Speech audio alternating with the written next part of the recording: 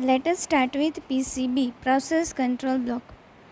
Operating system is responsible for various activities related to process management, such as process creation, then after process execution, termination, etc.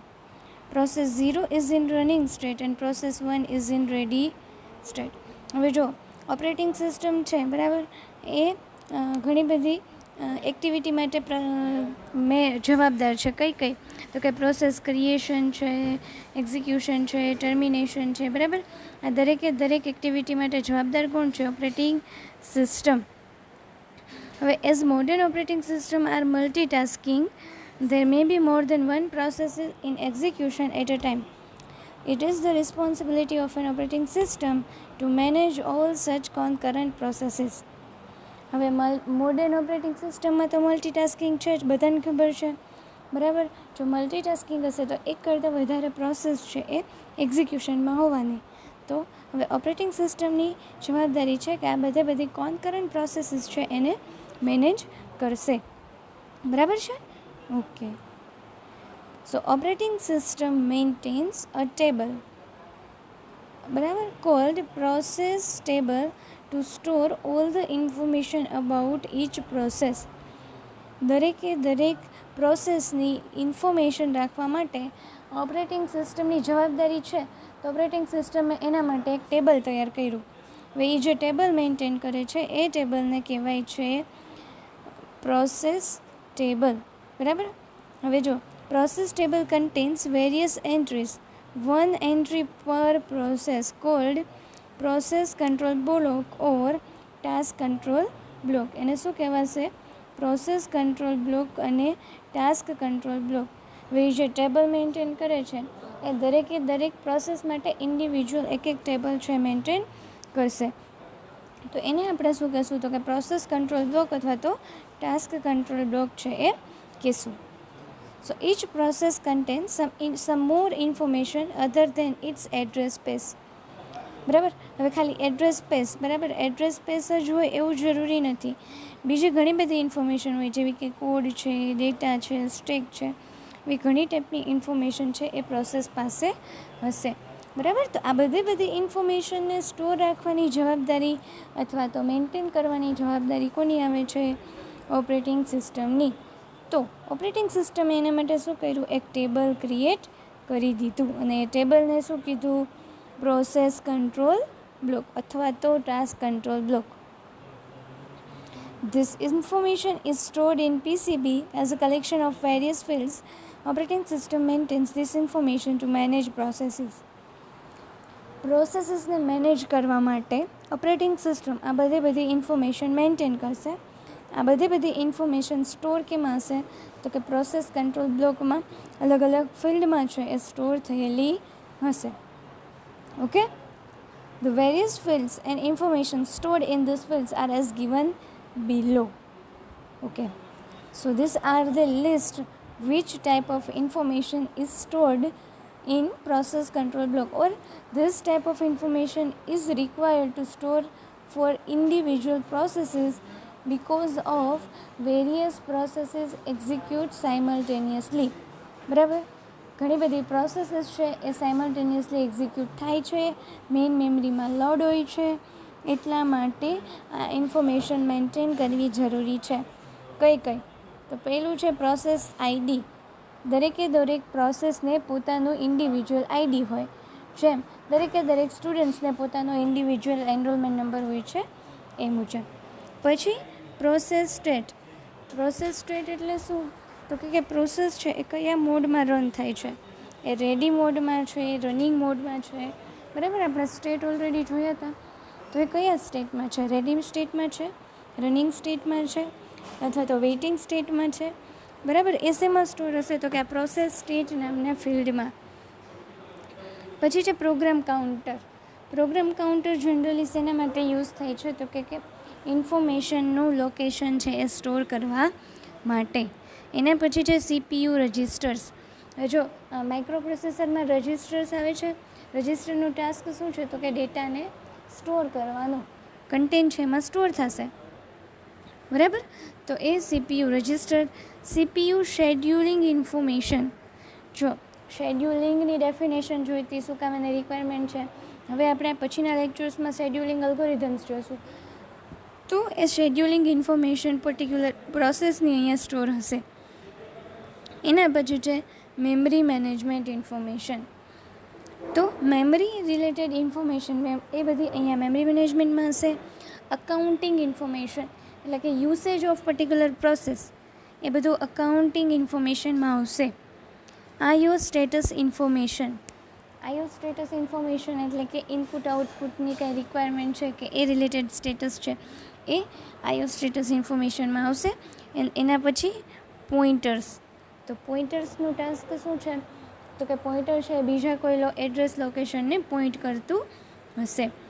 તો આ બધા field છે એ process control બ્લોકમાં આવશે. બરાબર. હવે આટલા બધા ફિલ્ડ છે, આટલા બધા ફિલ્ડને યાદ કેવી રીતે રાખવા, બરાબર. તો એને યાદ રાખવાની શોર્ટકટ ટ્રિક્સ પણ આપણે આ જે પ્રોસેસ કંટ્રોલ બ્લોક સમજી લેશું પછી જોશું. ઓકે. પણ પહેલાં આ દરેકે દરેક જે ફિલ્ડ છે એને ડિટેલમાં સમજી લઈએ. સો પહેલું છે process identifiers, or you can say that process ID. So it contains process identifier, parent process identifier and user identifier.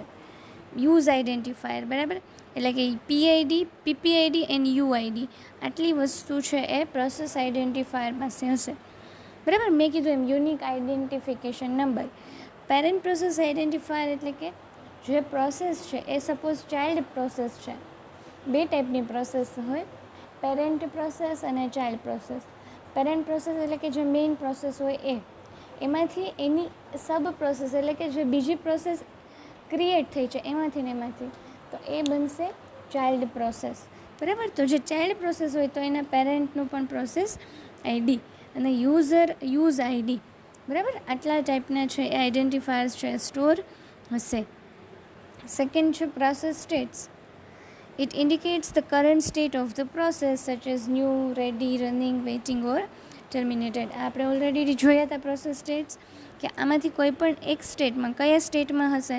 જો રેડીમાં હોય તો એ રેડી સ્ટોર કરશે, વેઇટિંગમાં હોય તો એ સ્ટોર કરશે. તો એ પર્ટિક્યુલર સ્ટેટ્સ છે એ સ્ટોર થશે આ ફિલ્ડમાં. Third one is program counter. So it indicates the address of the next instruction to be executed for a process. Program counter શું ઇન્ડિકેટ કરે છે? એડ્રેસ. કેનું એડ્રેસ? તો કે હવે પછીની કઈ ઇન્સ્ટ્રક્શન છે, નેક્સ્ટ ઇન્સ્ટ્રક્શન, આના પછી કઈ ઇન્સ્ટ્રક્શન એક્ઝિક્યુટ થશે પર્ટિક્યુલર એ પ્રોસેસ માટે, એ શેમાં સ્ટોર હશે? પ્રોગ્રામ કાઉન્ટરમાં. એના પછી છે CPU registers. Okay. So various CPU registers are used during execution of a process. બરાબર છે. તો CPU રજિસ્ટરનો યુઝ તો થવાનો જ છે કંઈ પણ ડેટા સ્ટોર કરવા માટે. જ્યારે પણ પ્રોસેસ એક્ઝિક્યુટ થતી હોય ત્યારે રજિસ્ટર્સ એટલે ખબર છે મેં માઇક્રો પ્રોસેસરમાં આવી ગયું છે જ કે જે બીટ એટલે એમાં કંઈક ડેટા સ્ટોર કરી શકો તમે, એ registers. So they include accumulators, index registers, stack pointer, general purpose register, etc. આ બધું શેમાં આવશે? CPU રજિસ્ટર્સમાં. When context switch occurs. જે કન્ટેક્સ્ટ સ્વિચ છે એ આપણો નેક્સ્ટ ટોપિક છે, બરાબર. તો જે કન્ટેક્સ્ટ સ્વિચ થાય ત્યારે all information contain in this register is stored in this field to allow the process to continue correctly afterwards. શું થશે? તો કે all information contain in this register એટલે કે આ બધા રજિસ્ટરમાં જે ઇન્ફોર્મેશન સ્ટોર હશે એ સેવ થઈ જશે અથવા તો સ્ટોર થઈ જશે આ ફિલ્ડમાં. શું કામ એને? તો કે ફરીથી પાછી જ્યારે પ્રોસેસ છે એક્ઝિક્યુટ થવાનું સ્ટાર્ટ કરે, બરાબર, ત્યારે છે એ બધો ડેટા છે એ સેવ હોય તો એ કરેક્ટલી છે એ ફરીથી સ્ટાર્ટ થઈ શકે. એટલે કે પ્રોસેસ 0 છે એક્ઝિક્યુટ થતી હતી, હવે પ્રોસેસ 0 છે એ સ્ટોપ થઈ ગઈ, પ્રોસેસ 1નો ટર્ન છે, તો પ્રોસેસ 0ની આ બધી ઇન્ફોર્મેશન છે એ બધી ઇન્ફોર્મેશન આ ફિલ્ડમાં સ્ટોર થશે. પ્રોસેસ 1 છે એ કમ્પ્લીટ થઈ જાય, ફરી પાછી પ્રોસેસ 0ને વ્યવસ્થિત રીતે કન્ટિન્યુ કરવા માટે આ બધી ઇન્ફોર્મેશનની રિક્વાયરમેન્ટ પડે, બરાબર છે. સો એના પછી છે CPU શેડ્યુલિંગ ઇન્ફોર્મેશન.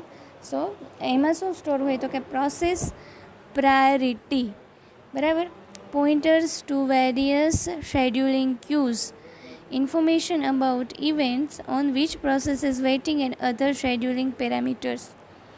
આ દરેક ઇન્ફોર્મેશન, પ્રોસેસની પ્રાયોરિટી, અલગ અલગ શેડ્યુલિંગ ક્યુઝના પોઇન્ટર, પછી કઈ પ્રોસેસ વેઇટિંગમાં છે અથવા તો બીજા શેડ્યુલિંગ પેરામીટર છે એ આ ફિલ્ડમાં સ્ટોર હશે.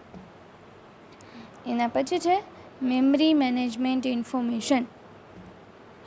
It includes values of the base and its limit registers. Information about page tables or segment tables.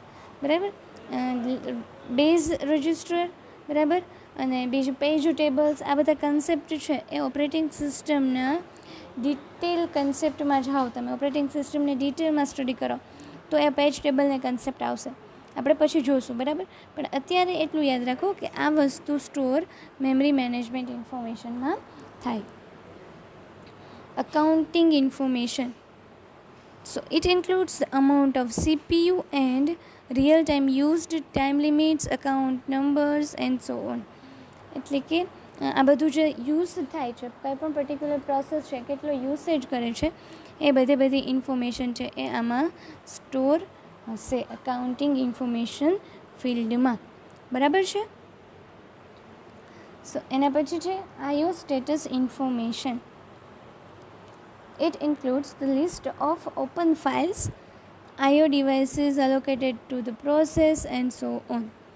Okay, particular પ્રોસેસે કઈ ફાઇલ ઓપન રાખી છે, પછી IO ડિવાઇસીસ છે પર્ટિક્યુલર આ પ્રોસેસને કયા અલોકેટ થયા છે, આવી બધી જે છે ઇન્ફોર્મેશન એ શેમાં સ્ટોર હશે, IO સ્ટેટસ ઇન્ફોર્મેશનમાં. એના પછી છે પોઇન્ટર્સ.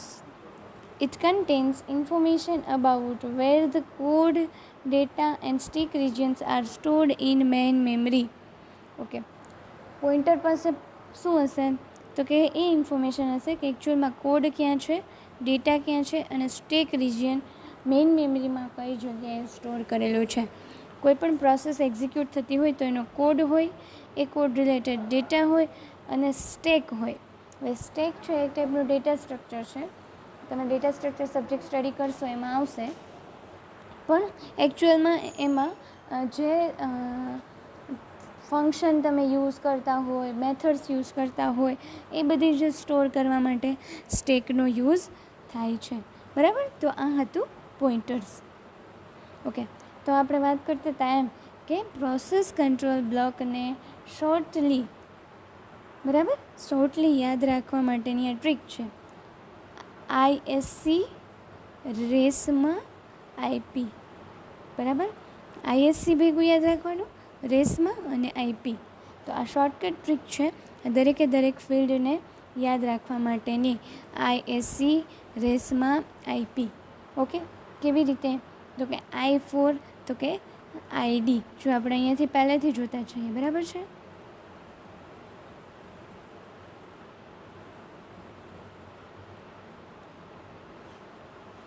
ઓકે, સો અહીંયાથી જોઈએ ISC, બરાબર છે.